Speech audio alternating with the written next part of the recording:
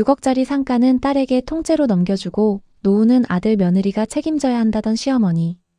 그런데 친척들이 모두 모인 자리에서 남편이 상가 이야기를 꺼내자 분위기가 완전히 뒤집혔습니다. 그날 시어머니와 시누이는 친척들에게 한마디씩 핀잔을 듣더니 고개조차 들지 못했습니다. 안녕하세요. 오늘도 답답한 속을 뻥 뚫어드릴 사연 하나 준비했습니다. 사연을 들으시기 전에 구독과 좋아요 부탁드리고요. 여러분이라면 이런 시어머니와 시누이에게 어떻게 하셨을지 댓글로 의견도 남겨주세요. 그럼 시작하겠습니다. 저는 결혼 9년 차인 평범한 직장인입니다. 저와 남편 사이에는 초등학교 2학년인 딸아이가 하나 있습니다. 저희 부부는 결혼할 때 양가의 도움을 거의 받지 못했습니다. 남편은 모아둔 돈이 많지 않았고 저 역시 사회생활을 시작한 지 얼마 되지 않아 작은 전셋집에서 신혼생활을 시작했습니다. 남편에게는 5살 많은 누나가 한 명 있습니다. 시누이는 어릴 때부터 시부모님의 사랑과 지원을 거의 독차지하며 자랐습니다. 남편이 학자금 대출로 대학을 다닐 때 시누이는 등록금과 자취방 보증금, 생활비까지 모두 지원받았습니다. 시누이가 결혼할 때는 전세금으로 1억 원 가까운 돈도 받았고 가구와 가전제품도 좋은 것으로 마련했습니다. 반면 저희가 결혼할 때 시부모님이 해주신 것은 이불 한 채와 식기 세트가 전부였습니다. 그래도 남편은 부모님을 원망하지 않았습니다. 누나는 첫째니까 부모님 기대가 컸나 봐. 우리는 우리 힘으로 살면 돼. 특히 딸아이는 자기 방이 생겼다며 무척 좋아했습니다. 방 한쪽에는 작은 책상을 놓고 다른 쪽에는 아이가 좋아하는 인형과 책을 정리했습니다. 딸아이는 방문에 직접 쓴 팻말도 붙였습니다. 여기는 지우의 방입니다. 그 작은 방은 저희 가족이 오래 고생한 끝에 얻은 소중한 공간이었습니다. 그런데 시아버지가 돌아가신 뒤부터 모든 것이 달라졌습니다. 시아버지는 지방에 있는 상가 한 채와 예금 일부를 가지고 계셨습니다. 상가는 당시 시세로 약 6억 원 정도였고 매달 월세도 꾸준히 들어왔습니다. 시아버지는 생전에 가족들이 모인 자리에서 여러 번 말씀하셨습니다. 내가 나중에 없으면 상가는 아들과 딸에게 똑같이 나누어줘라. 둘 다 내 자식인데 차별하면 안 된다. 하지만 시아버지는 갑작스럽게 병을 얻어 세상을 떠나셨습니다. 장례를 치르는 동안 남편은 누구보다 열심히 움직였습니다. 조문객을 맞는 일도 비용을 정리하는 일도 대부분 남편과 제가 맡았습니다. 시누이는 슬프다며 대부분의 일을 저희에게 맡긴 뒤 이렇게 말했습니다. 역시 아들이 있으니까 든든하다. 나는 이런 일을 어떻게 해야 하는지도 모르겠어. 그때까지만 해도 저희는 가족이니까 서로 도우면 된다고 생각했습니다. 그런데 장례를 치른 지 반년도 되지 않아 시어머니는 상가를 시누이 명의로 넘겨버렸습니다. 그 사실을 알게 된 것도 시누이가 가족 단체 대화방에 사진을 올렸기 때문이었습니다. 사진 속 시누이는 상가 앞에서 꽃다발을 들고 환하게 웃고 있었습니다.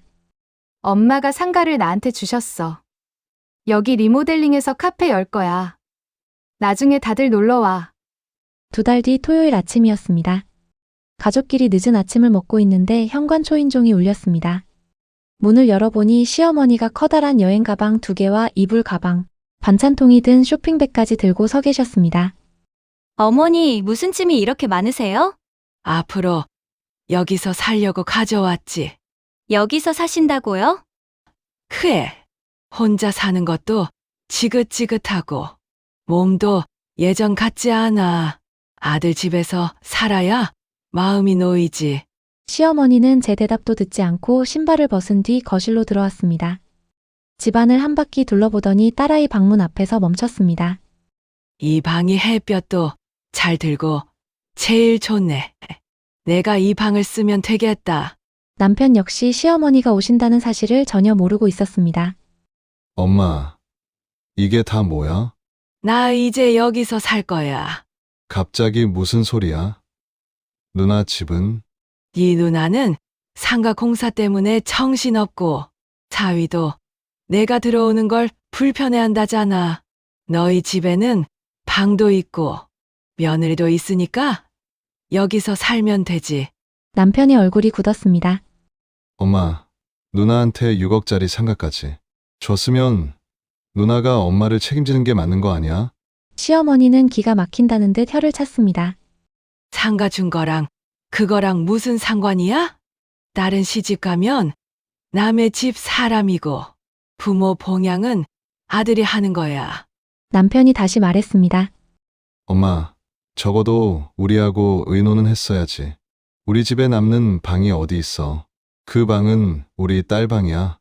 애 방이 뭐가 그렇게 중요해? 아직 어린데 거실에서 지내면 되지. 엄마가 잠깐 계시는 건 몰라도 아예 들어와 사는 건 우리도 준비가 필요해. 내가 내 엄마인데 준비가 왜 필요해? 너희가 나 하나 못 모셔? 시어머니는 갑자기 울먹이며 남편을 몰아세웠습니다. 내가 너 키우느라 얼마나 고생했는데 이제 늙었다고 나를 귀찮아하는 거니? 남편은 결국 아무 말도 하지 못했습니다. 저희는 일주일 정도만 머무르게 한 뒤 시누이와 다시 의논하기로 했습니다. 하지만 시어머니는 처음부터 잠시 머물 생각이 아니었습니다. 다음 날부터 딸아이 방의 물건을 하나씩 거실과 베란다로 옮기기 시작했습니다. 책상 위에 공책과 연필, 서랍 속 물건까지 전부 상자에 담았습니다. 딸아이가 아끼던 인형도 쓰레기 봉투 옆에 쌓아놨습니다. 어머니, 아이 물건은 제가 정리할게요. 네가 정리를 안 하니까 내가 하는 거 아니니? 방이 아주 돼지우리더라. 어머니가 잠시 사용하시는 동안에도 아이 물건은 그대로 둬주세요. 내가 남의 방에 얹혀 사는 것도 아니고 왜 내 방에 애 물건을 둬야 해? 시어머니의 요구는 방에서 끝나지 않았습니다. 아침에는 따뜻한 국을 끓여 놓으라고 했고 저녁은 무조건 6시 반에 차리라고 했습니다. 제가 출근 준비로 바쁜 아침에도 시어머니는 소파에 앉아 말했습니다. 나는 아침에 찬밥 못 먹는다. 국 새로 끓여라. 어머니, 냉장고에 미역국 있어요. 데워 드시면 돼요. 어제 먹은 국을 오늘 또 먹으라고? 며느리가 직장 다닌다고 시어머니 식사까지 대충 하면 되니? 제가 야근하는 날이면 퇴근하기도 전부터 전화가 왔습니다. 오늘 저녁은 뭐니? 어머니, 오늘은 제가 야근이라 남편이랑 먼저 드세요. 며느리가 시어머니 밥도 안 차려주고 밖에서 무슨 일을 그렇게 하니? 냉장고에 반찬이랑 국이랑 있으니까 데워서 드시면 돼요. 내가 이 나이에 내 손으로 밥을 차려 먹으려고 아들 집에 들어왔니? 남편이 퇴근해서 음식을 차리면 시어머니는 또 불평했습니다. 남자가 부엌에 들어가면 집안꼴이 어떻게 되겠니? 이 아내가 널 잘못 길들였어. 토요일 아침 늦잠을 자려고 하는데 시어머니가 방문을 세게 두드렸습니다. 오늘 점심에 내 친구들 오니까 전이랑 잡채 좀 해라. 오늘요? 왜 미리 말씀 안 하셨어요? 며느리가 집에 있는데 손님 오는 걸 며칠 전부터 허락받아야 하니? 저는 결국 장을 보고 음식을 준비했습니다. 점심이 되자 시어머니 친구 3분이 집으로 찾아왔습니다. 시어머니는 친구들 앞에서 저를 칭찬하는 척하며 말했습니다. 우리 며느리가 직장 다니느라 집안일은 아직 서툴러. 내가 들어와서 하나씩 가르쳐주고 있어. 친구 한 분이 저를 안쓰럽게 바라보며 말했습니다. 직장 다니면서 어머니까지 모시느라 힘들겠어요. 그러자 시어머니가 바로 말을 가로챘습니다. 뭐가 힘들어? 며느리가 시어머니 모시는 건 당연한 일이지. 요즘 젊은 며느리들은 너무 편하게만 살려고 해. 친구들이 돌아간 뒤 저는 남은 음식을 정리하며 눈물을 삼켰습니다. 시어머니는 소파에서 TV를 보며 말했습니다. 다음에는 갈비찜도 해라. 네 음식 솜씨가 부족해서 내가 창피했다. 그날 밤 저는 남편에게 더는 참기 어렵다고 말했습니다. 나도 어머니를 길에 내보내자는 건 아니야. 어머니를 모시는 문제를 왜 우리만 책임져야 해? 상가를 받은 누나는 왜 아무것도 안 해? 남편은 미안한 표정으로 고개를 숙였습니다. 내가 누나랑 다시 이야기할게. 남편은 다음날 시누이에게 전화를 걸었습니다. 누나, 엄마가 우리 집에 들어와 있는 거 알지? 알지 엄마한테 들었어. 누나가 상가까지 받았으면 엄마를 모시든지 아니면 따로 살 집이라도 구해드려야 하는 거 아니야?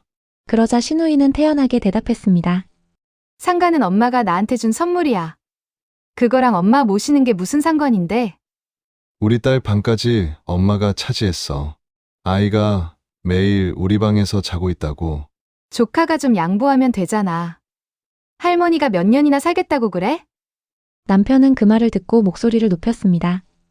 누나 말이 너무 심한 거 아니야? 왜 나한테 화를 내? 부모 모시는 건 원래 아들이 하는 거야. 엄마도 그렇게 생각하잖아. 그럼 재산도 원래 아들이 받아야 한다고 생각하네? 신우이는 잠시 말이 없더니 짜증스럽게 대답했습니다. 너 지금 결국 상가 못 받은 게 억울해서 이러는 거야? 나는 상가 달라고도 한 적 없어. 다만 누나가 좋은 건 다 받고 힘든 건 우리한테 떠넘기는 게 불공평하다는 거야. 나는 카페 준비하느라 바빠. 엄마까지 신경 쓸 여유 없어. 너희 아내는 회사 다녀도 저녁이면 집에 오잖아. 남편은 더 말해봐야 소용없다고 생각했는지 전화를 끊었습니다. 며칠 뒤에는 신우이가 저에게 직접 전화했습니다. 엄마 때문에 힘들다고 자꾸 말하지 마. 요즘 나한테 계속 전화 오잖아. 언니 어머니가 상의도 없이 오셨고 저희도 방이 남는 게 없는데 언니 집으로는 못 들어가세요? 우리 남편이 싫어하니까 그렇지. 그리고 애들도 불편해해. 저희랑 저희 아이가 불편한 건 괜찮고요? 신우이는 잠시 말이 없더니 짜증 섞인 목소리로 말했습니다. 너는 며느리잖아. 시어머니 모시는 게 그렇게 억울해? 저도 누군가의 딸이고 직장 다니는 사람입니다. 며느리라는 이유로 모든 책임을 떠맡아야 하나요? 결혼했으면 그 정도는 감수해야지. 우리 엄마가 밥을 얼마나 먹는다고 그래? 그 말을 듣는 순간 저는 확실히 깨달았습니다. 이 사람들은 제가 착하게 참는 한 절대로 스스로 잘못을 인정하지 않을 것이었습니다. 저는 혹시 몰라 그날 통화를 녹음해 두었습니다. 마침 시아버지의 첫 번째 기일이 다가왔습니다. 시어머니는 큰아버지와 고모들, 작은아버지 부부까지 저희 집으로 부르겠다고 했습니다. 이번에는 우리 집에서 제사를 지내자. 내가 여기 사니까 여기가 우리 집이지. 저는 그 말을 듣고 마음을 정했습니다. 친척들이 모두 모이는 그날 더 이상 시어머니와 신우이의 거짓말에 끌려다니지 않기로 했습니다. 제사 당일 아침부터 저는 음식을 준비했습니다. 시어머니는 거실 소파에 앉아 전화만 했고 신우이는 점심 무렵이 되어서야 빈손으로 나타났습니다. 음식 다 했어? 나는 카페 공사 때문에 너무 바빠서 아무것도 못 사왔어. 시어머니는 오히려 저를 향해 말했습니다. 네가 아침 일찍부터 준비한 걸로 됐지 뭐. 네 형님은 사업하는 사람이라 바쁘잖니. 친척들이 하나둘 도착했습니다. 제사가 끝난 뒤 모두 식탁에 둘러앉았습니다. 식사를 하던 중 큰고모가 시어머니에게 물었습니다. 그런데 언니, 요즘 여기서 산다며? 시어머니는 기다렸다는 듯 웃으며 대답했습니다. 그래. 역시 늙으면 아들 집이 제일 편해. 며느리가 있으니까 밥도 해주고 빨래도 해주고 병원도 데려가 주잖아. 그러더니 저를 바라보며 덧붙였습니다. 처음에는 방 하나 내주는 것도 아까워하더니 이제는 제법 며느리 노릇을 해. 순간 식탁 분위기가 묘하게 조용해졌습니다. 큰고모가 눈을 크게 뜨고 물었습니다. 방 하나라니? 누구 방을 쓰는데? 시어머니가 아무렇지 않게 대답했습니다. 손녀 방이지. 애는 아직 어리니까 거실에서 자도 되고 아들 며느리 방에서 같이 자도 돼. 큰고모의 표정이 굳었습니다. 손녀를 방에서 내보내고 언니가 그 방을 쓴다고? 가족끼리 방 하나 가지고 뭘 그래. 할머니가 왔으면 손녀가 양보해야지. 큰어머니도 놀라서 물었습니다. 방도 2개뿐인데 그럼 애는 어디서 자? 제가 조용히 대답했습니다. 지금은 저희 부부랑 자고 있어요.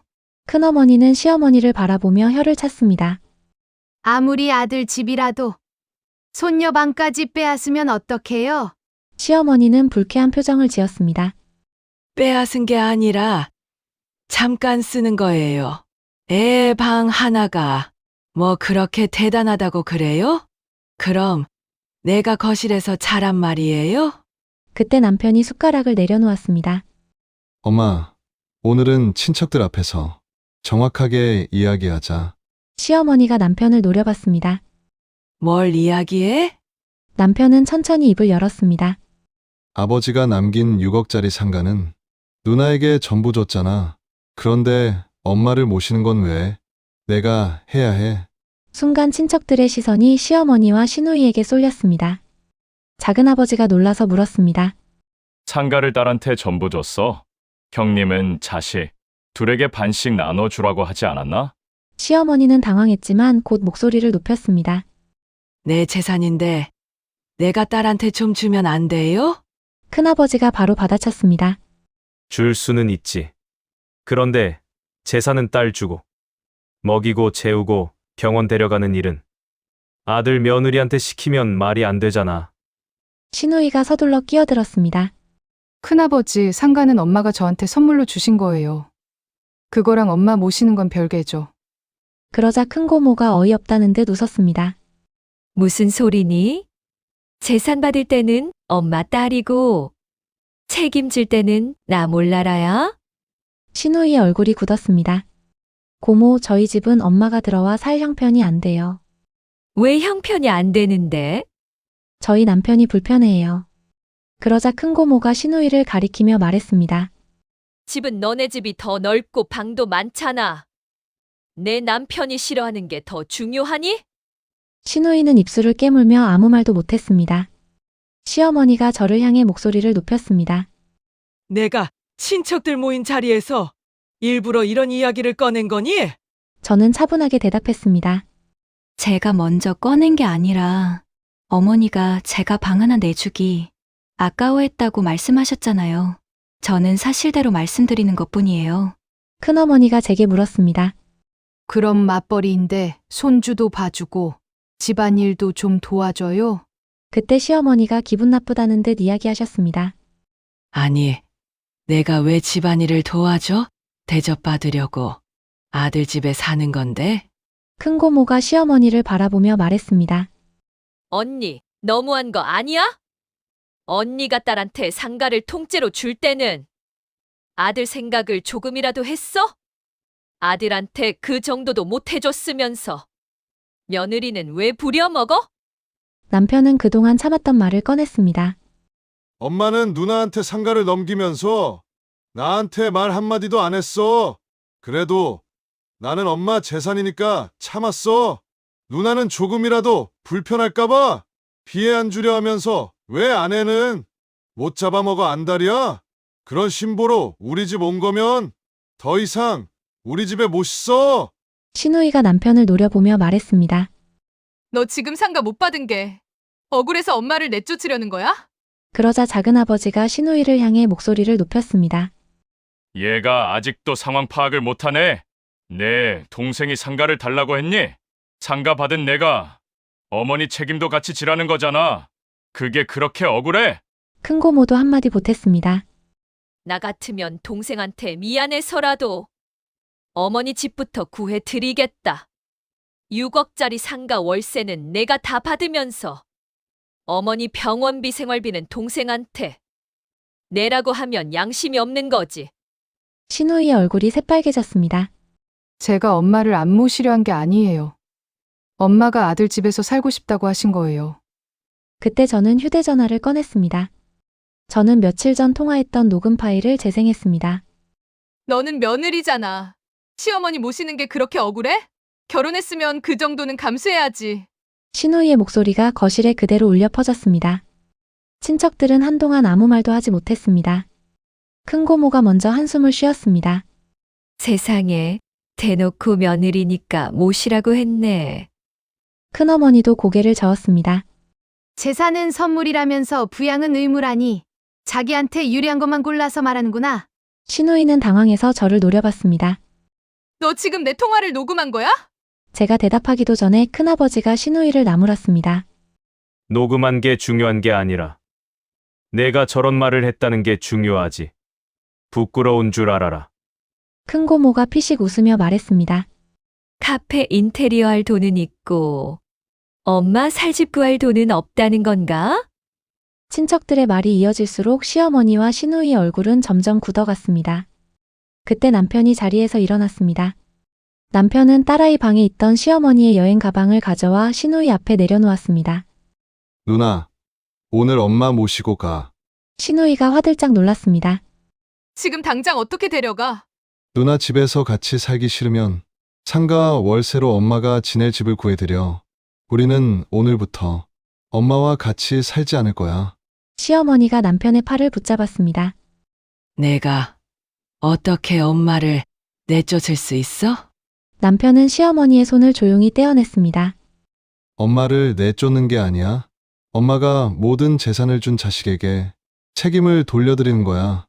나는 딸 집에서는 못 살아. 그럼 누나가 집을 구해드리면 돼.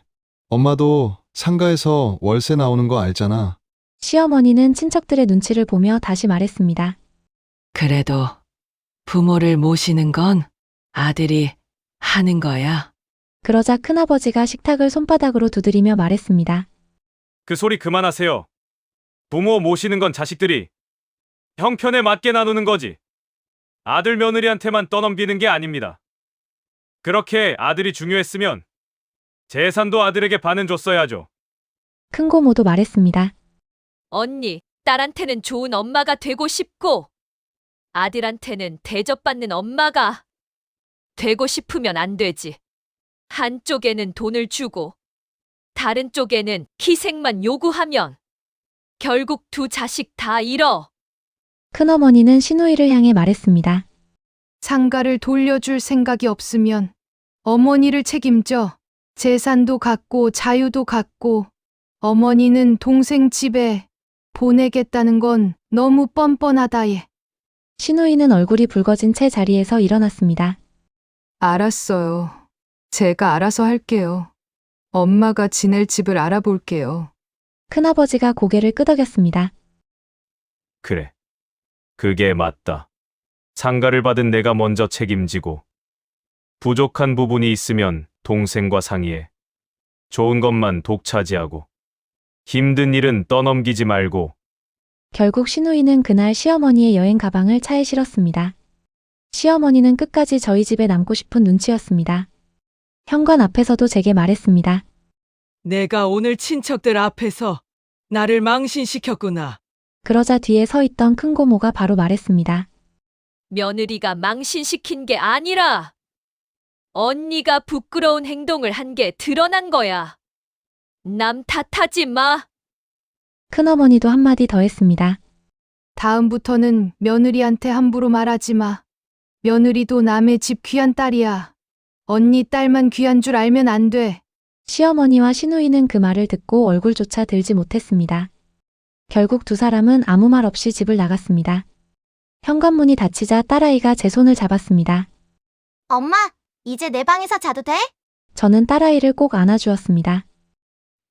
그럼 오늘부턴 이 방에서 자도 돼. 며칠 뒤 시누이는 상가에서 나오는 월세로 시어머니가 살 작은 아파트를 구했습니다. 그렇게 형편이 안 된다던 두 사람은 막상 친척들 앞에서 망신을 당하고 나니 일주일도 되지 않아 집을 마련했습니다. 결국 돈이 없었던 것이 아니라 자기 돈을 쓰기 싫었던 것이었습니다. 그 후 시어머니는 다시는 저희 집에서 살겠다는 말을 하지 않았습니다. 시누이도 저에게 며느리의 의무를 운운하지 않았습니다. 재산을 받을 때는 딸도 소중한 자식이고 부모를 책임져야 할 때만 딸이 남의 집 사람이라는 시어머니. 상가는 받고 싶지만 어머니를 모시는 것은 싫다던 시누이. 두 사람은 며느리인 제가 계속 참고만 있을 거라고 생각했습니다. 그날 친척들이 해준 말은 제가 하고 싶었던 말과 똑같았습니다. 좋은 것은 딸에게 주고 힘든 것은 며느리에게 떠넘기면 안 된다. 재산을 받은 자식이 먼저 책임지는 게 맞다. 며느리도 남의 집 귀한 딸이고 손녀방을 빼앗을 권리는 누구에게도 없다. 그리고 가족이라는 이유로 누군가의 희생을 당연하게 여겨서는 안 된다. 그것이 그날 친척들이 내려준 가장 통쾌한 결론이었습니다. 그동안 제가 예민한 건 아닐까, 며느리라면 참아야 하는 걸까 고민했지만 이제는 분명히 알았습니다. 잘못된 요구를 거절하는 것은 불효도 무례도 아니었습니다. 오히려 제 가족을 지키기 위해 꼭 필요한 선택이었습니다.